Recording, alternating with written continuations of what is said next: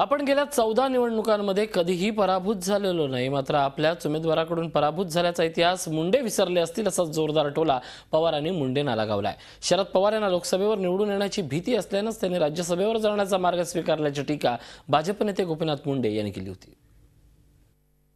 शरद पवार चतुर नेते आहेत। शरद पवारला वार कोणत्या दिशेने वाहत समजतं।